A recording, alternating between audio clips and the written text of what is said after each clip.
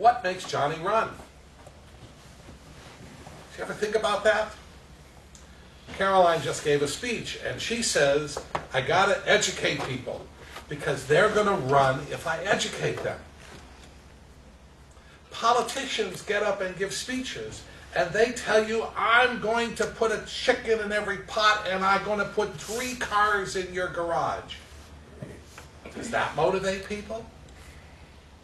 Does educating people motivate people?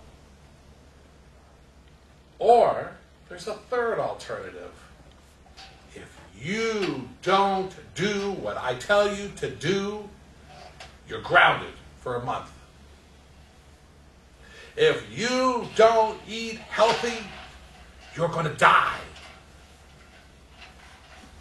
If you don't pay your bills, we're going to throw you out on the street and you're going to be cold and hungry and divorced from the society. Now think about it a minute. Which one of those 3 motivates you the most? Anybody want to comment? Which one of those 3 has the most impact on you to do or not do something?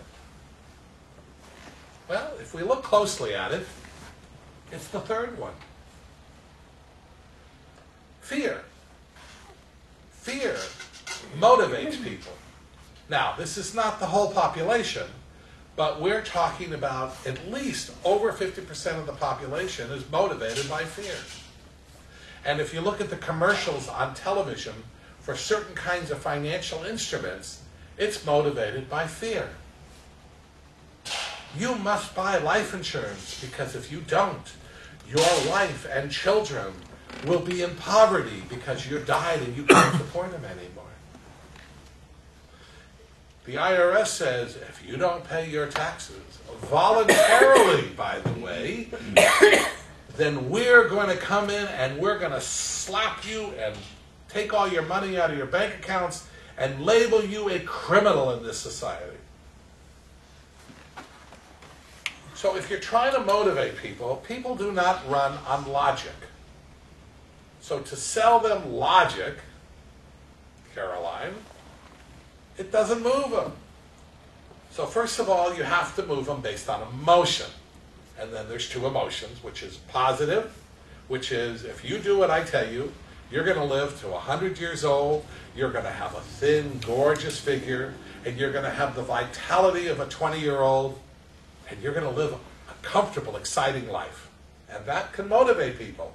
Or the fear that based on what you're going down this path, if you don't take off 150 pounds, you're going to die within the next 10 years.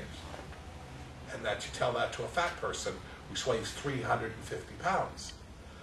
So either one of the emotions will work, but emotions will always work better than logic. People do not buy products based on they logically need it. They buy it based on emotions. Look at a car. You go into a car dealer and you look at a car and the guy says, well, you know, this car has 350 horsepower and has 100 miles to the gallon, and it has low maintenance. Then he says to the 25-year-old boy, this long, sleek convertible will attract the women. And what does the boy do? What does he do? He buys the convertible car.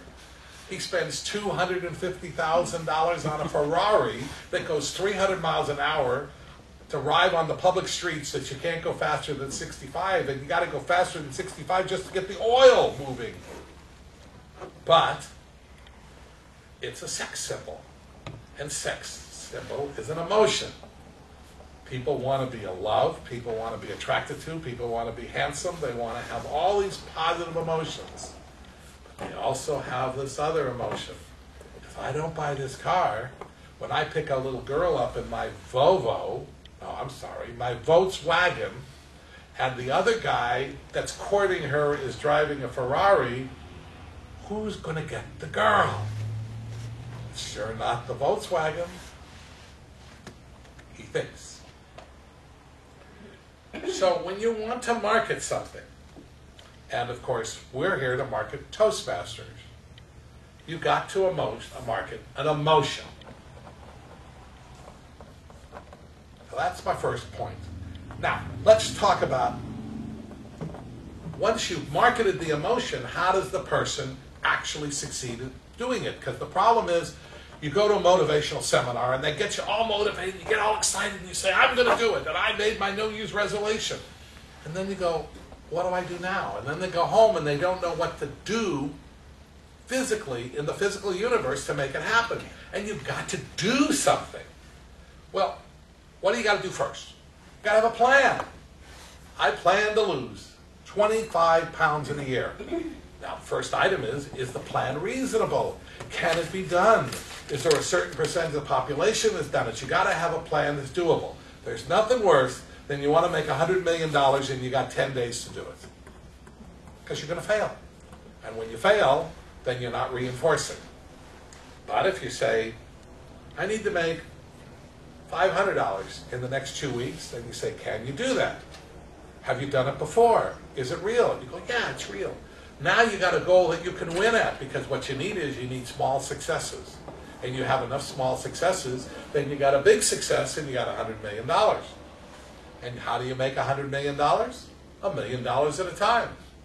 And if you didn't know it, the second million is much easier than the first million. So I'm going to give you a secret piece of advice. Forget making the first million and go for your second.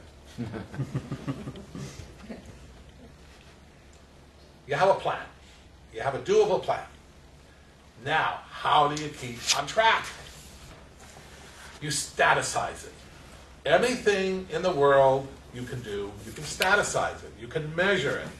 And then you track it. And then you watch those little points, and it goes, da, da, da. It's going up. You say, I'm succeeding. It's going up. Now, if you're losing weight, you turn the graph up, and going down is the success point. And you graph it. And then you can take a win. Gee, you get excited. You feel good. Your weight's going down. And when you see that thing turning in the other direction, and that's why you got to watch it, you see it turn in the other direction, you nip it in the bud, and you say, oh, I'm going in the wrong direction. What am I doing that's different than what I was doing last week? I started eating ice cream. And then you pull out the ice cream and the graph starts turning down again. But only if you staticize it, because that's how you catch it quickly. If you don't staticize it, you don't see that you're doing the right actions or the wrong actions. So what you're aware of, you can do. What you put your attention on, you can succeed at anything. Now, I've told you about 3x5 cards. I've got my 3x5 cards. And I got a little pile, and I look at them. I don't look at them every day anymore. I get too tired when I go to bed. But when I was younger, I looked at them every day. Now I look at them a couple times a week. And I go through them, and I start thinking about them. Helps to think about them. And when I finish one, I go, that's done. Take it out of the pile. And it's amazing how many I take out of the pile. And by the way, every time I take one out of the pile, do I feel good about myself? Sure I do. And the goals have been getting done. I dreamed of being Toastmaster, or president of a Toastmaster group. Again, last time was 20 years ago. And here I am, president of the Seal Beach Toastmaster group. Now I got a goal that this Toastmaster group's got 20 members. We're a little behind, but we've done all right. We've gone from 3 or 4 active people to about 8, so we're going in the positive direction. And I staticize this. You don't know it. I look at the graph. How's it going up? Oh, the graph's not going up. I get on the phone. I yell at Ed. I yell at Rick. I blame them for what they're not doing. Well, that always makes you feel better, and you want things that make you feel better. But getting back to the purpose here. You got to motivate people emotionally, not logic. Logic is once they're already motivated to tell them how to do it. Get them motivated. If positive motivation doesn't work, give them the fear factor. Fear works. People want to run away from something, it works, depending on what it is. And track your success so you know whether you're going in the right direction, and you can win at succeeding, and then you can spot when it changes. And if you do that, you will accomplish my #1 emotional goal. My emotional goal is I want to be 30 years old again, and I want women to chase me. And I'm not giving up until I do that, Mr. Toastmaster. Thank you, Wilbur. Great